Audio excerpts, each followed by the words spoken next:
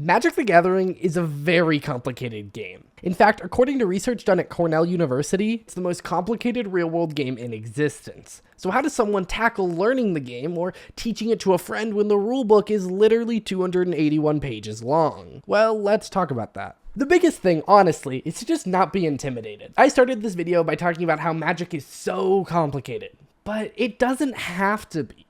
You know, I've been playing Magic since 2017, which is not nearly as long as some people, but I think most veteran players can agree that nobody knows every rule of the game.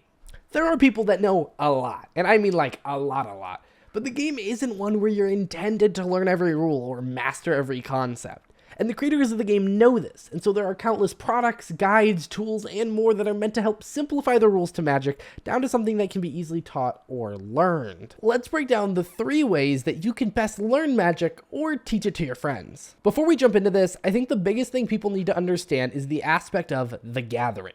It's literally 2 of the 3 words that make up the game's title. Magic the Gathering is best with others, and so if you can learn the game with someone else or be taught by another person, it makes a really fun game that much more fun. But let's start by talking about the first way that you should learn Magic, and that's by talking about digital. MTG Arena is one of the greatest tools for teaching and learning Magic the Gathering. Arena is a digital client that is free to play that allows you to open packs, build decks, and go 1v1 against your friends, bots, or random people on the internet. It also features a comprehensive tutorial that walks you through the basics of the game. It's really great, although the beginning can be a lot if you're not doing it with others. Remember, the gathering is really important for Magic. It will start you off with some tutorial battles that are scripted battles against bots that teach you the fundamentals of casting spells, combat, and winning the game. It'll then let you pick your path in the color challenge, letting you learn about each of the 5 colors of cards in the game. After that, there's some fun events and you're thrown into the full game. You can earn coins to buy packs and get wild cards, which can be redeemed for cards,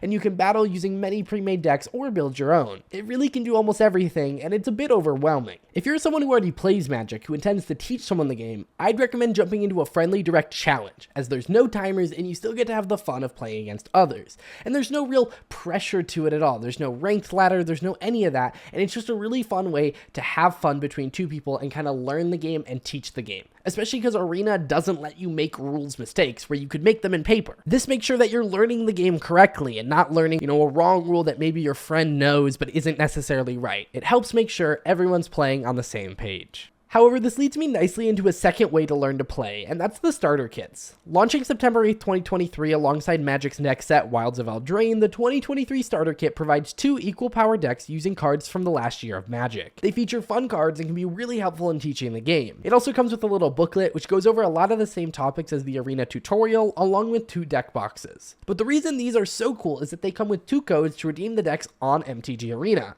That means you can learn the game with the great digital tutorial, practice the starter kit decks online, and then have an in-person battle where you understand what the cards are doing because you've seen them. It also works the other way around. You can learn from a friend in person and then bring those cards you're familiar with into the digital game, making the transition way easier. This gets you the benefits of Arena as a teaching tool without the drawbacks of it lacking a personal gathering and being a much more competitive space with timers and such. Learning to play the game with a friend is great, and the starter kit really helps you do that. It lets you bounce back and forth between digital and paper and not feel the friction of having different collections in each. This also bolsters your Arena card collection, making deck building easier and more fun, and bolsters your paper collection for when you build your first paper deck. If you're not a fan of the 2023 starter kit, there was also a starter kit for the recently released Lord of the Rings set. If you're a Lord of the Rings fan and you want a good place to start playing Magic, that starter kit is great because it'll also come with codes to unlock the cards digitally, and it'll work just like the 2023 starter kit.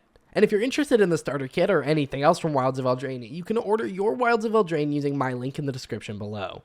Now, if you want to skip the digital aspect entirely, there are a host of products that can still help you learn the game without having to download an app or a program on your computer.